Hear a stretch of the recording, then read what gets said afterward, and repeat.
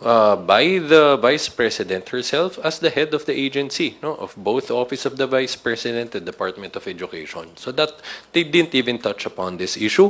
Maliwanag, hindi ito nabutasan. No? Pangalawa, yung pinakamahalagang tanong dito, tulad nga ng nasaan ang mga resibo to show na nagkaroon talaga ng pagbili ng mga medical supplies, no?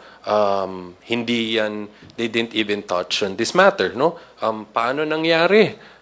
Within 11 days, inubos yung 125 million pesos. In 11 days, rentals amounting to average of, if I'm not mistaken, around 2 million aggregate per day, no?